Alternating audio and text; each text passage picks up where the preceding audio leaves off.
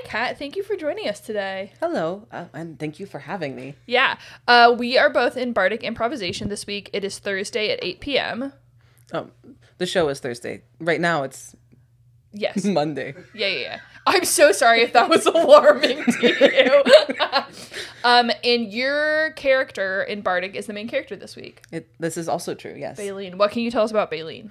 Baleen, she came to me starting from the name, the last name. So I don't know why, I was looking at something that had like flower names, and there's a flower called a beard tongue, and I was like, that's a funny name for a dwarf, like a Lord of the Rings type of dwarf.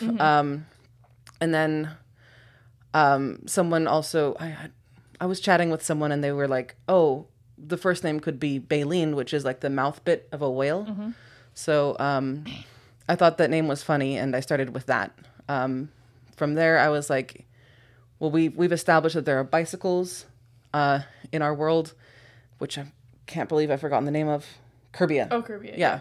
We've established that there's bicycles in Curbia, and I think that's hilarious. So I want to play that up. So she's going to be like a bike nerd, which is hard for me because I'm absolutely not. But it's improv, so I can just lie. Yeah. You can just make up stuff because it's a fantasy world. That's like the joy of it. Yeah. Absolutely.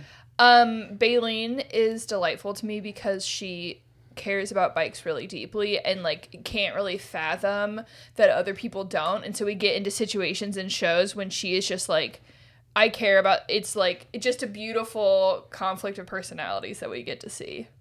Yeah, that's been really fun. It's really convenient to have a very clear preference for this character, for her to care deeply about one thing. It makes it really easy to know what to say. It's just something about bicycles. A strong character choice. When did you start at the Comedy Spot, and what got you into improv?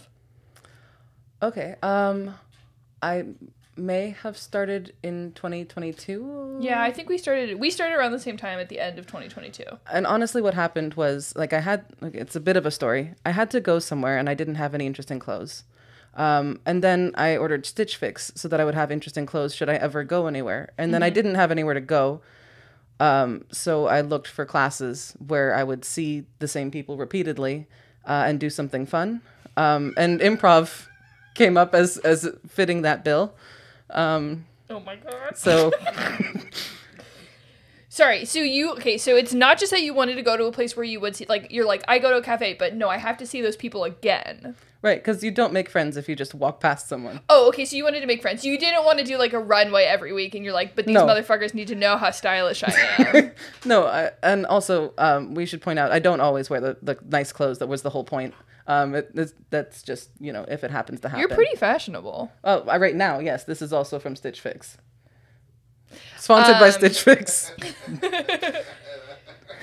That's so funny because you're good at improv. So you're like, I'm going to start this to like make friends and wear nice clothes. And then it's like, no, actually the thing you chose is something that you're like really good at.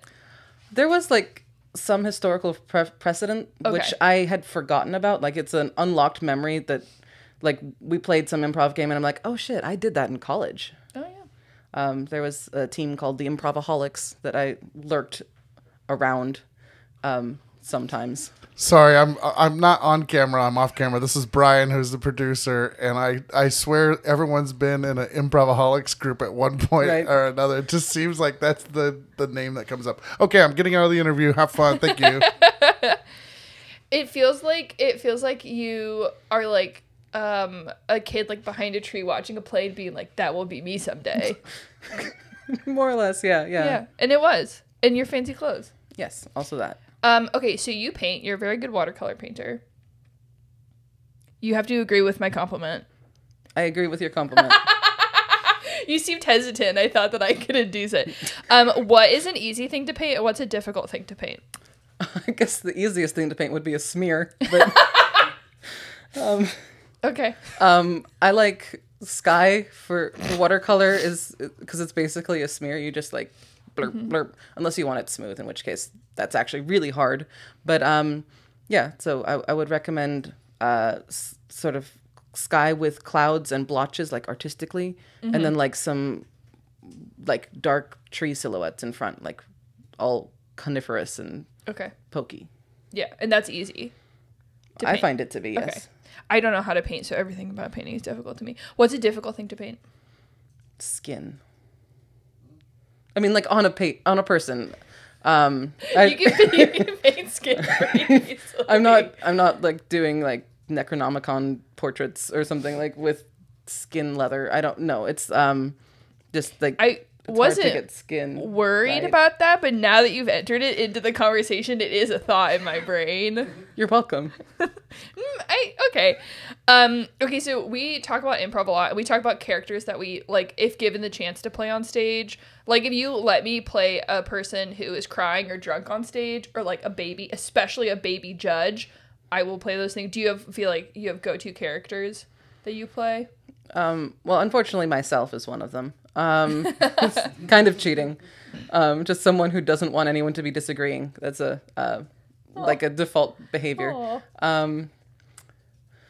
And then I guess there's like a couple voices that I find fun because they're just like making my voice higher or lower or like more Valley Girl-ish. Let's hear that Valley Girl. Now that I've labeled it, I feel like I'm going to get it wrong. It's easier when it's not labeled. Okay, give me, I was going to say loose woman, but that actually has some meaning. Generic, just give me your generic woman from an area. Like, what do you want me to say? Oh, that's very good. Like, what do you want me to say? Yeah, and then this lower, higher, shriekier. Yeah. We talk a lot about your school. Like, this is such a funny way to describe it. Because so in the format that we do, the Helix format, you tell true stories at the top of a show. And Kat has told stories that are so engaging that we've like stopped the show before and been like, no, we're just going to talk about the story that you're telling because are you okay talking about? Oh, sure. Yeah. Okay. So you went to a Waldorf school. Can you tell us what a Waldorf school is? So there was a man called Rudolf Steiner, and he had some ideas. He was in Germany. I don't know when he lived or died, but the lore is that he died the same year that TV was invented. If that helps anybody, I don't fucking know.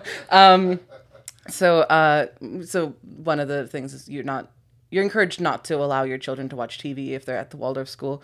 You're encouraged to wear... Sorry. So it's because he didn't overlap with TV, they're like, he didn't know what it was, and so we can't allow this into our school? Maybe. Okay. It's very, like, loose, kind of flowy place. It's like if you picture a sort of a mashup of hippies and German peasants. Okay.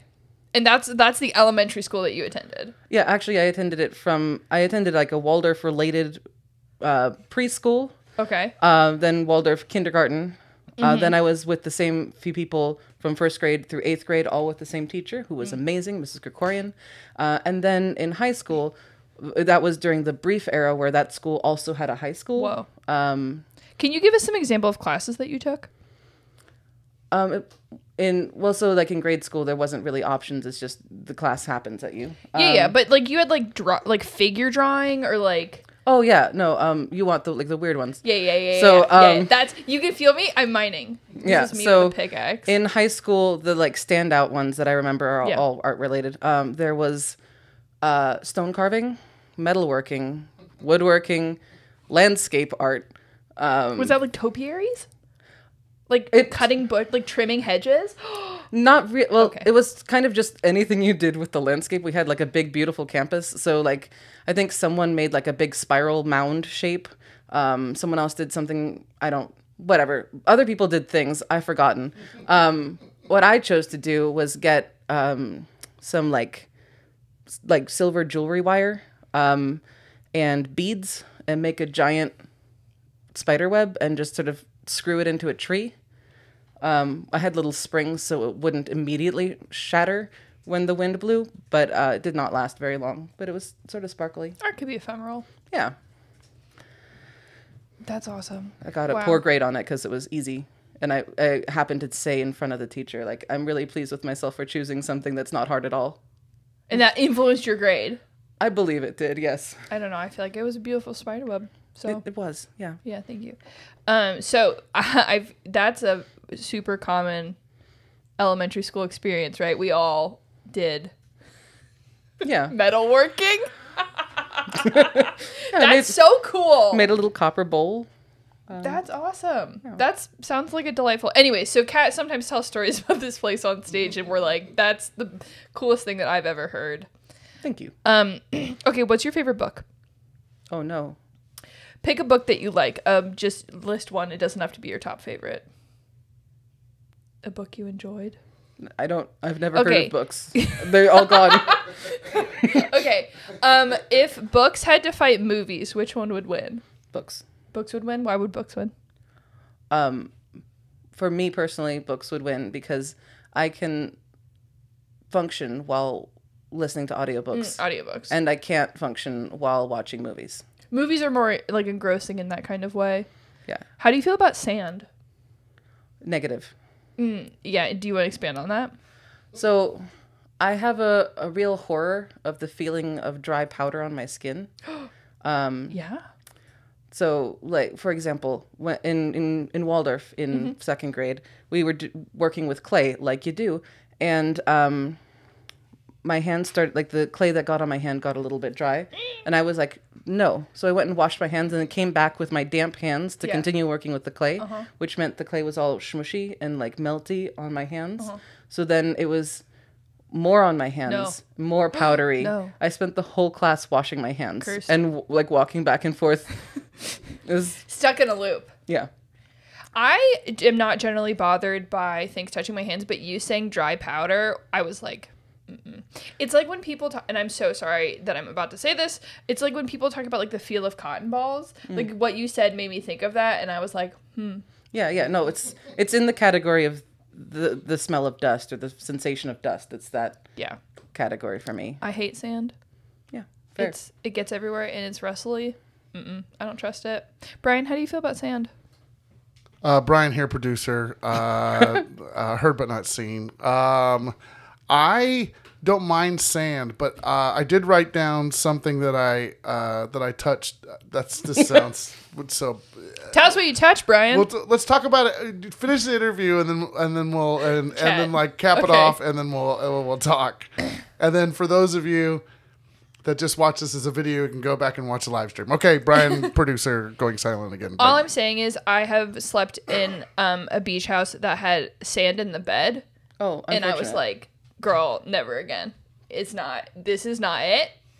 This is not the way. This is not the vibe. And so I'm collecting people who hate sand, and I'm happy that you feel negative about it. Excellent. Yeah. I have a petition you can sign after this. It's change.org/. So you can go there and sign my petition. I definitely know how to spell that. Yeah. Okay. Thank you so much for joining us today. We will be in Bardic Improvisation this Thursday at 8 p.m. You will be the main character. I will be the DM. It will be a hoot and hollering time. We will talk about bikes. Yes.